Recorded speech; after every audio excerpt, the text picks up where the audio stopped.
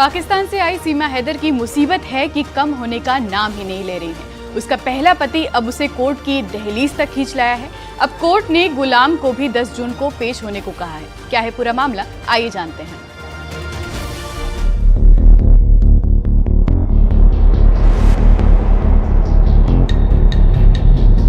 सीमा हैदर का पाकिस्तानी पति उसके खिलाफ कानूनी जंग लड़ रहा है। वो सीमा को कोर्ट तक ले आया है। गुलाम हैदर ने सीमा और सचिन मीणा पर धोखाधड़ी का केस दर्ज किया है और अब इसी मामले में सीमा पर कानूनी शिकंजा कस सकता है। सूरजपुर सेशन कोर्ट ने गुलाम हैदर को गवाही देने के लिए नोटिस जारी किया है। गुलाम हैदर को 10 जून को भारत आकर अदालत में गवाही देनी होगी। कोर्ट ने गुलाम को सारे दस्तावेज और सबूत पेश करने को कहा है। अगर गुलाम हैदर के आरोप साबित हो गए तो सीमा और सचिन के लिए मुश्किलें बढ़ सकती हैं। गौतम बुद्ध नगर की फैमिली कोर्ट ने सीमा हैदर, सचिन मीणा, वकील AP सिंह, शादी कराने वाले पंडित और बारातियों को 27 मई को हाजिर होने के लिए कहा है। इसके अलावा गुलाम हैदर ने सीमा के साथ भारत आए नाबालिग बच्चों के धर्म परिवर्तन पर भी सवाल उठाया है। गुलाम हैदर के वकील मोमिन मलिक का कहना है कि कोर्ट के आदेश के बाद गुलाम के भारत आने में कोई परेशानी नहीं आएगी, उसे वीजा भी मिल जाएगा।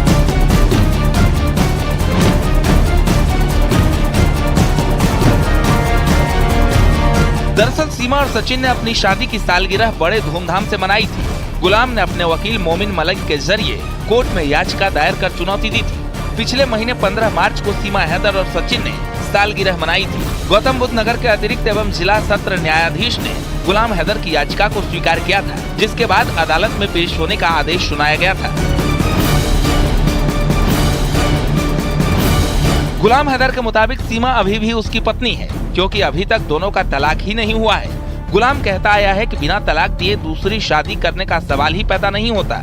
इतना ही नहीं, गिरफ्तारी के वक्त सीमा हैदर के कब्जे से उसके जो पासपोर्ट मिले उस पर उसके पति का नाम गुलाम हैदर का है।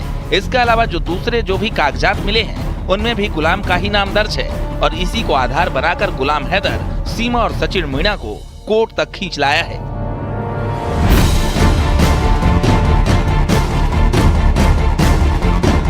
पिछले दिनों सीमा हैदर की बहन रीमा हैदर भी सामने आई थी, जिसमें उसने सीमा को ही कसूरवार माना था। रीमा का कहना था कि सीमा हैदर ने गुलाम के साथ ठीक नहीं किया। गुलाम ने सीमा और सचिन को 6 करोड़ का मानहानि नोटिस भी भेजा था। साथ ही सीमा के वकील AP सिंह पर मानहानि का केस किया है। सीमा हैदर पिछले साल अपने 4 बच्चों के साथ नेपाल के रास्ते भारत में दाखिल हुई थी। इसके बाद वो ग्रेटर नोएडा ही रह रही है, लेकिन सीमा के पाकिस्तानी पति ने उसके खिलाफ मोर्चाबंदी कर दी है। अदालत में पहले सीमा और सचिन की पेशी होनी है और बाद में गुलाम हैदर को भी पाकिस्तान से भारत आना है। अभी इस केस में कई ट्विस्ट आना बाकी है। Bureau report, news 18।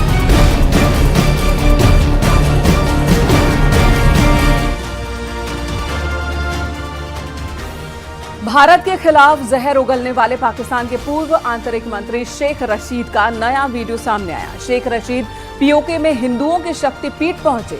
क्या शेख रशीद का हृदय परिवर्तन हो गया है या वजह कुछ और है? देखिए ये रिपोर्ट।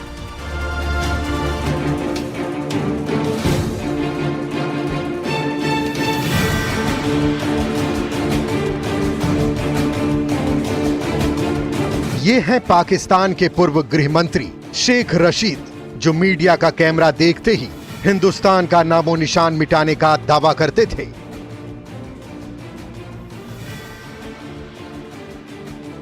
हिंदुस्तान के साथ मसलों से जंग करने की अटपटी बातें करते थे।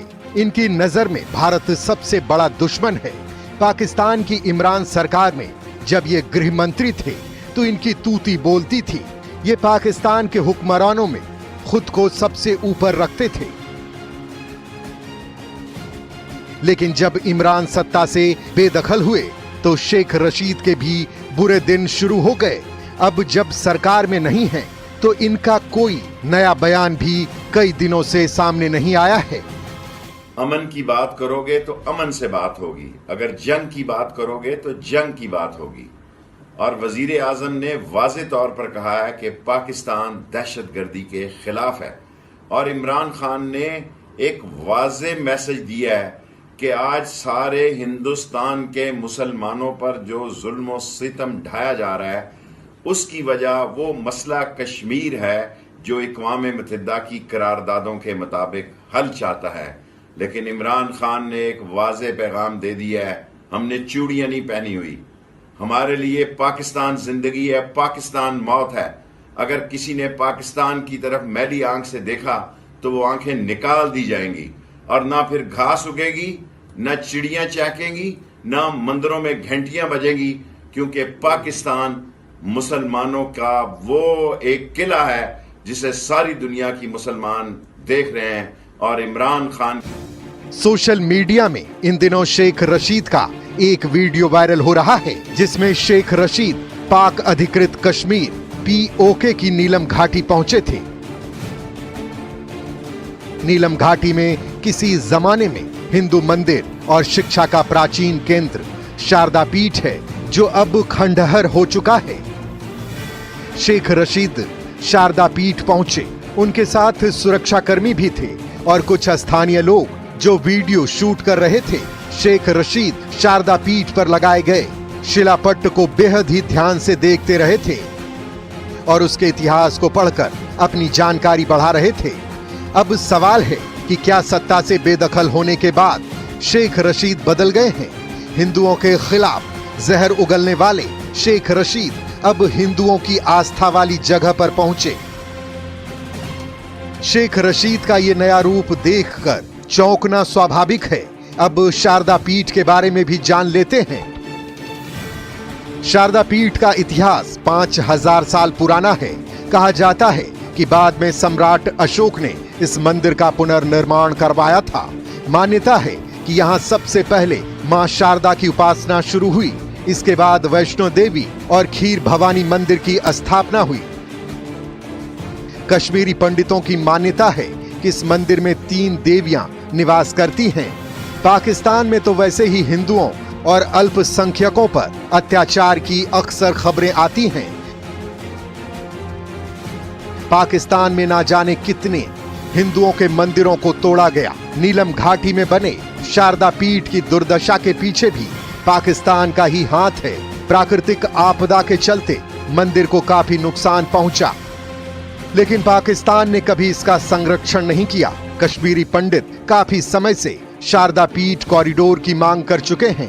पाकिस्तान में इसकी मंजूरी भी मिल चुकी है, लेकिन पाकिस्तान के हुक्मरानों के मन में कई तरह के डर हैं, जिससे कॉरिडोर बनने का काम भी ठंडे बस्ते में पड़ा हुआ है।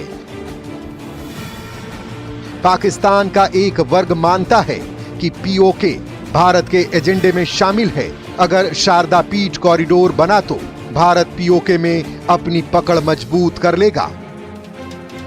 पाकिस्तान के कई जानकार ये आशंका भी जताते हैं कि जिस तरह भारत ने कश्मीर में आर्टिकल 370 को हटा दिया, वैसे ही POK को भारत का हिस्सा न घोषित कर दे। यह मंदिर LOC से 10 मील की दूरी पर है।